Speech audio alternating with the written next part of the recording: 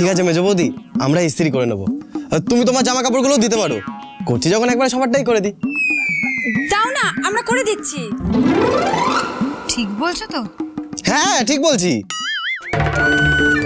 দাঁড়ো, তোমাকে কোথাও যেতে হবে না, আমি নিয়ে আসছি। হ্যাঁ নিয়ে আসছে, একদম চিন্তা করো না।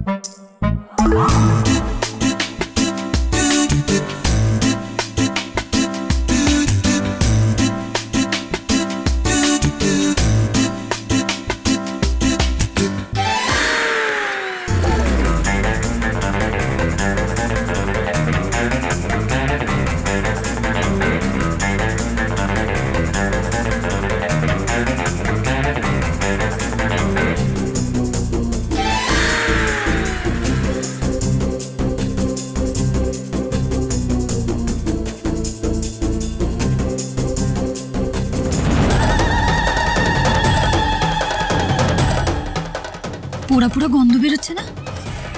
এই কি পড়ছে রে?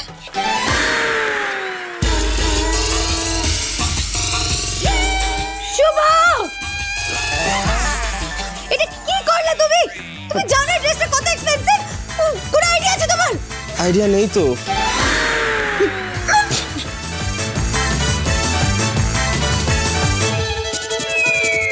আমি তো তোমার কথা মতনই টাকা বাঁচানোর চেষ্টা করছিলাম, আর আমার তো কোনো এক্সপিরিয়েন্সও নেই আয়রন করা। ভুল হয়ে গেছে, সরি। আজ তোমার হচ্ছে আসুক তোমার মেজদা ভাই। আমি জানি তোমরা আমার জামাটা ইচ্ছে করে পরিয়ে দিলে। ছাড়বো না, ছাড়বো না, তোমাদের দুজনকে ছাড়বো না।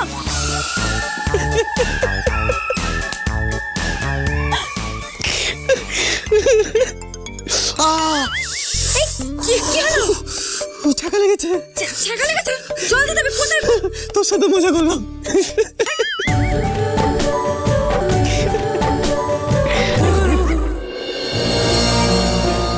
এখন অবধি মাত্র একজন রাজি হলো কাজ করতে। আমাদের তো অনেক লোক দরকার, কি করে সময় মতো সব শেষ করব?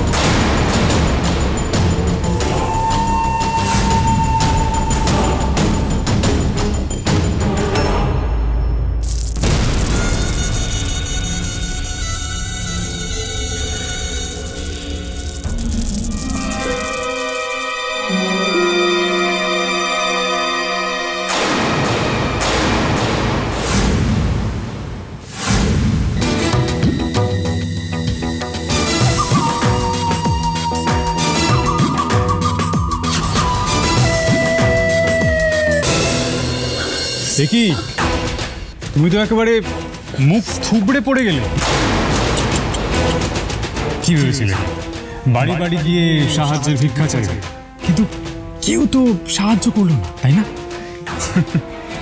ভাগ্যশ্রী, এইভাবে তুমি কম্পিটিশন লড়বে, যেটা তো অনেক দূরের কথা।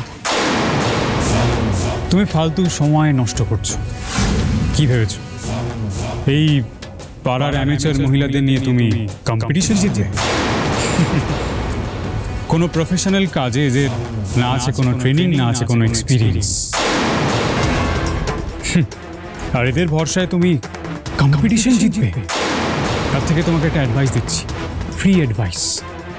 কম্পিটিশন থেকে নামটা তুলে নাও, তাহলে তোমার এবং তোমার পরিবারের নাকটা কাটা যাবে। তোমার সাহস কি করে হয় এই পাড়ার মহিলাদের সম্পর্কে এইসব বাজে কথা বলা? ওদের কি ক্ষমতা, ওরা কি পারে না পারে না সেটার সম্পর্কে তোমার কোনো ধারণাই নেই। আমি কার সাথে কি কথা বলবো সে ব্যাপারে তুমি না গলানোর কে? না তো আমি কলাবো। ভাগ্যলক্ষ্মী স্টোর্স কাকে দিয়ে কাজ করাবে আর কাকে দিয়ে কাজ করাবে না সেই ডিসিশন নেওয়ার কমপ্লিট রাইট আমার আছে। আর তুমি তো জানোই টাকাটা কমপ্লিটলি না শোধ করতে পারলে পুরো ভাগ্যলক্ষ্মী স্টোর্স আমার হয়ে যাবে।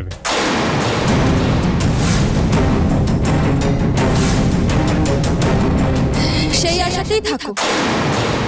তবে হ্যাঁ, আমরা কিন্তু ঠিক সময়ের মধ্যেই তোমার সব টাকা ফেরত দিয়ে দেব।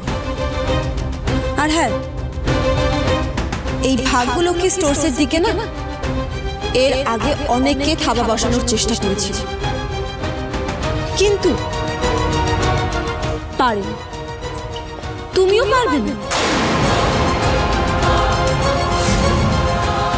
মা, আমি এই কাজটা করতে চাই। না না, আমাদের বাড়ির বউরা দোকানে কাজ করে না। দেখুন মা, আপনার ভালো লাগুক চাই না লাগুক, আমি এই কাজটা করব।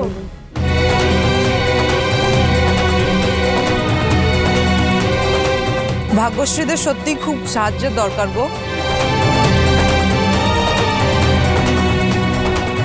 আমি ভাগ্যশ্রীকে সাহায্য করবই।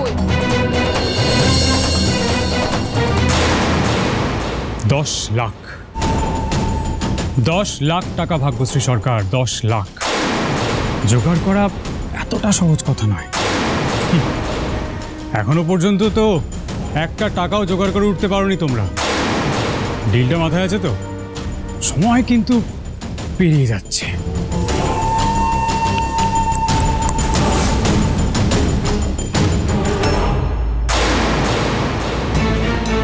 আমাদের পাড়ায় দাঁড়িয়েই তুমি আমাদের পাড়ার মেয়েকে অপমান করছো।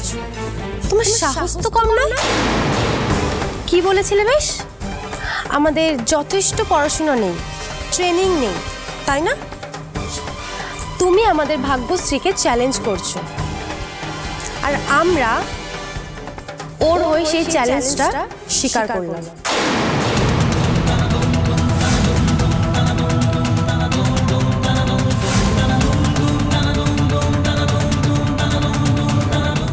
তুই একদম চিন্তা করবি না, তুই হারবি না। আমরা সবাই তোর পাশে আছি। যেমন তুই আমাদের পাশে ছিলিস সব সময়, তেমনি আমরা সবাই আছি। তোদেরকে কি বলে যে আমি ধন্যবাদ জানাবো আমি বুঝতে পারছি না রে।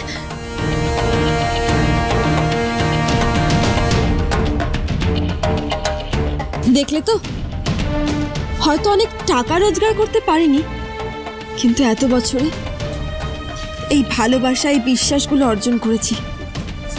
টাকা চিরটাকাল থাকে না, কিন্তু এই ভালোবাসা, এই বিশ্বাস, এগুলো কিন্তু সারা জীবন সাথে থাকে। আর এই বিশ্বাসের জোরেই আমরা এই লড়াইটা জিতব। নিজের হারের জন্য তৈরি থাকো।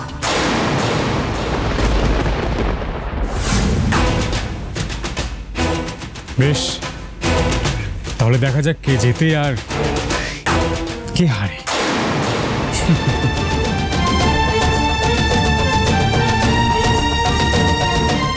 ভাগ্যশ্রী, আজকে সন্ধেবেলায় আমরা সবাই তোর দোকানে আসবো। তুই বুঝিয়ে বলে দিস কাকে কি করতে হবে। হ্যাঁ, আমি সব বলে দেবো তোদের।